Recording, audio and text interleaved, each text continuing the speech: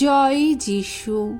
প্রথম পাঠ সাধু জাকবের ধর্মপত্র, 1 অধ্যায় 12 থেকে 18 পদ। ভগবানের কাছ থেকে শ্রেয় ছাড়া অন্য কিছু আসে না।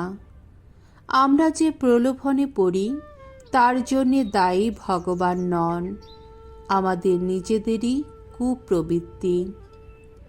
আমার স্নেহের ভাই বোনেরা, ধন্য সেই মানুষ কঠিন পরীক্ষার মধ্যেও যে নিষ্ঠাবান হয়ে থাকে। এইভাবে নিজের যোগ্যতার প্রমাণ দিয়ে সে তো সেই জীবন মুকুট লাভ করবে যা ঈশ্বর তার ভক্তদের দেবেন বলে প্রতিশ্রুতি দিয়েছেন।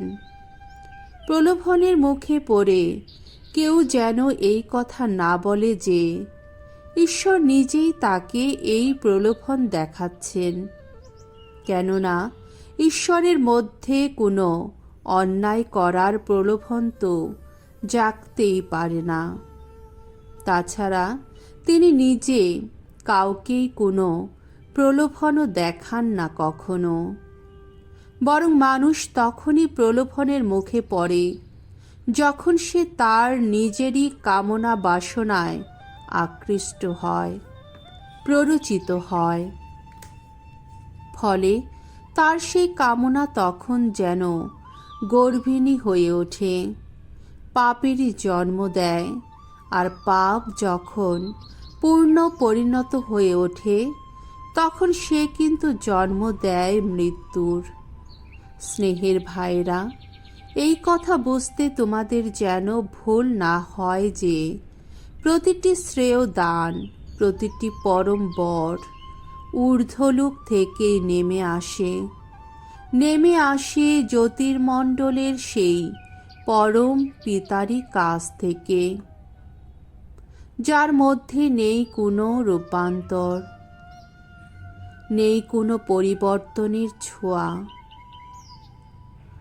আপন ইচ্ছাতেই তিনি সত্যের বাণী শক্তিতে আমাদের জন্ম দিয়েছেন, যাতে আমরা হয়ে উঠতে পারি যেন তার সমস্ত সৃষ্টির প্রথম ফসল। প্রভুর বাণী।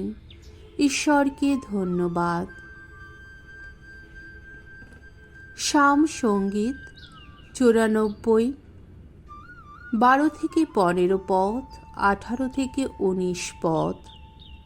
ধুয়ো। সত্যের বাণী শোনাও যাকে, প্রভু ধন্য সেই তো ধন্য। ধন্য সে মানুষ, ওগো ভগবান, যাকে তুমি শাসন করে থাকো, যাকে তুমি নিজে তোমার বিধান মন্ত্রে দীক্ষা দিয়ে থাকো, যাতে সে দুর্ভোগে দুর্দিনে মনে শান্তি পেতে পারে। আপন জাতির মানুষ যারা, ভগবান তাদের তো পরিত্যাগ করবেন না কখনো। তার আপন জন যারা, কখনো তাদের ছেড়ে যাবেন না তিনি। মানুষের বিচার আবার হবে ন্যায় ধর্ম নীতিতে। সত্য প্রাণ সকলেই সে বিচার সমর্থন করবে তখন। পা পিছলে পড়ে যাচ্ছি এই কথা যেই ভাবি আমি, ওগো ভগবান, তখনই তো দেখি তোমার করুণা ধরেই রেখেছে আমায়। দুশ্চিন্তায় যখন ভরে ওঠে আমার অন্তর, তোমার আশ্বাস বাণী শুনে কিন্তু পুলকিত হয়ে ওঠে প্রাণ। বাণী বন্দনা। জয় জয় প্রভুর জয়। কেউ যদি ভালোবাসে আমায়, তাহলে সে মেনে চলবে আমার আদেশ। তাই আমার পিতাও তাকে ভালোবাসবেন এবং আমরা তার কাছে এসে থাকব তখন। জয় জয় প্রভুর জয়। মঙ্গল সমাচার। মার্ক রচিত মঙ্গল সমাচার, 8 অধ্যায় 14 থেকে 21 পদ। ফরিসীদের ভণ্ডামি আর হেরোদের পার্থিব আসক্তি সম্বন্ধে যিশুর সতর্কবাণী।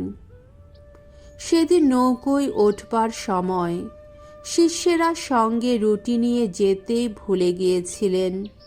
দেখা গেল নৌকোয় তাদের কাছে একটার বেশি দুটো রুটিও নেই। সেই সময় যিশু তাদের সতর্ক করে দিয়ে বললেন, দেখো, ফরিসীদের খামির আর হেরোদের খামিরের ব্যাপারে তোমরা কিন্তু সাবধান থেকো। তারা নিজেদের মধ্যে বলাবলি করলেন, আমাদের কাছে রুটি নেই বলেই উনি বোধহয় ওই কথাটা বললেন। তারা কি বলাবলি করছেন বুঝতে পেরে যিশু বললেন, তোমাদের কাছে যে রুটি নেই তা নিয়ে বলাবলি করার কি আছে?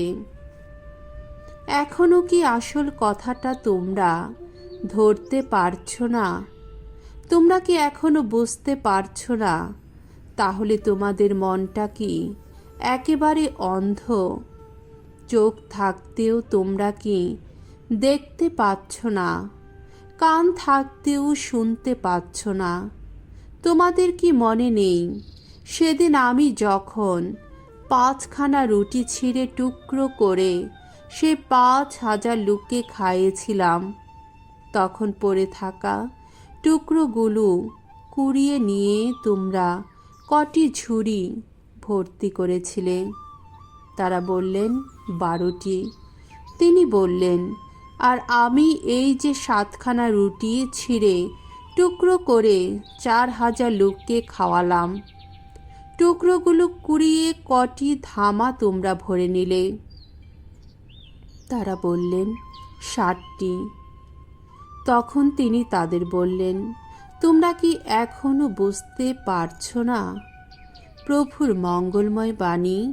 খ্রিস্ট প্রভু তোমার প্রশংসা হোক।